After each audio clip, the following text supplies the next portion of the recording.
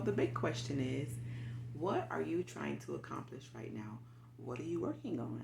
How are you showing up for those around you? Are you working on becoming a better mom, a better daughter, a better sister, friend, teacher, wife?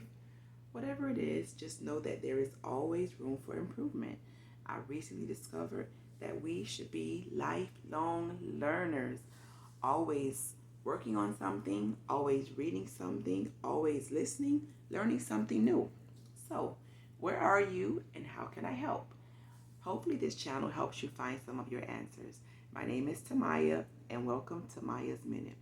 So, I dropped in today just to share with you about a visit that I had last week with my sons. Yay! It was so awesome. I had a little time, so I was able to sit with them during their chapel. Like they have chapel every week, once a week, but I'm at work, so I'm not able to attend. So I miss it every week. But this time I was able to attend. I had a little more time in the morning, so I was able to come in and surprise them, and it was just refreshing just to be there and just to see the service. Like I watched students come in, Bibles in hand, yes, walking into the sanctuary, carrying their Bibles, sitting down nicely before the service got started. The principal spoke a little bit and told them about the speaker. They were going to have a guest speaker today, and then they had praise and worship. It was so awesome. Like it made my heart smile, like literally, just to see the children up worshiping, hand gestures, movements, everything so engaged. And Jimmy was like, the next song, Mom, this is my favorite one. Like he knew the songs they were gonna play. Like so engaged. Not only my sons, but most, like when you looked around, like all the children were so engaged. They were singing. They were glorifying God, and it just did something in my heart, did something in my spirit, and I was like, man, this is just so awesome. So they had a guest speaker. He was very good. He was, walking about, talking, interacting with the children, asking them questions. Yeah, letting them give feedback and just respond. And he gave them word from, I think it was Matthew chapter 13, about the different types of seeds, different types of sowers. Like, some falls on thorny ground, some falls on good soil, things like that. Like that's where he spoke from. But it was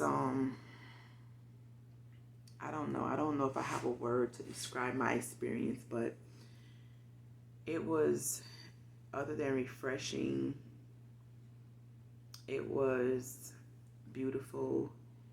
It was just great just to see children in their educational setting worshiping, and it was just nice. And but the thing is, though, when I got ready to leave, the service was over. I hugged my sons and kissed my sons bye. They went back to their classes. But as I got ready to leave, something happened. I don't know what happened, but I was literally in tears, like walking to my car, and I was like, God, why do I feel like this? And it's almost like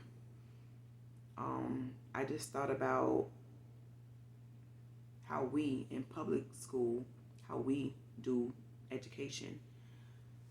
It's a lot different, and it's like the only true concern is data, numbers, data, test this, test that. How are they doing on this? What's the percentage on that? And that is where the focus is. It's all numbers, and that's pretty much what is looked at for the most part. But what about the whole child?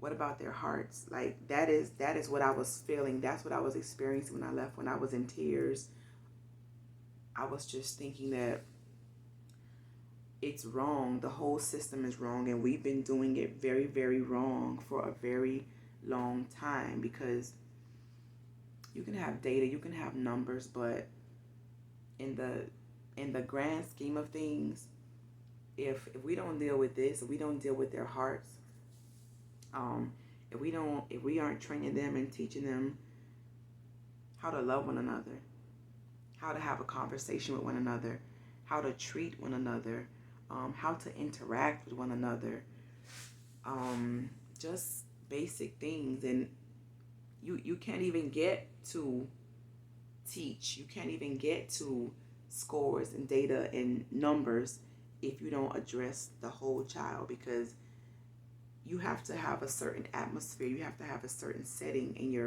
in the classroom before any learning is ever going to take place. That's another thing, but that's another story for another day.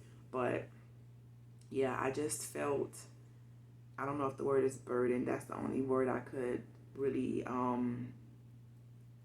use to describe what I was feeling. But I just felt like, I've been teaching for so many years, but I know that the system itself is very, very broken. But, every year or every few years, they say, oh, let's try this. Let's do that. Let's do this. As if like it's gonna fix the situation. But yeah, so I didn't come on to talk about my schooling, my public school setting. I came on just to, let me get back to the topic. I came in just to share what a joy it was just to be in chapel and just have that experience with my sons. It felt wonderful. But I felt a sense of heaviness, like I said, when I was leaving, because I know that the public school setting is much different. And I don't know. I don't know what can be done about it, or if anything can be done about it. But I will say this: it starts at home. It's great if they are able to get it at school. If you decide to put your child into a Christian school setting, it's great. But ultimately, the job is the parents to instill God's principles, His word into them. It's our job as parents.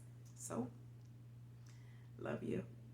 If I say anything that made you think, or that you agree with, or even if you disagree with it, hit the like button, leave me a comment. Let's talk about it. And yeah, until next time, thank you for tuning in, and I'll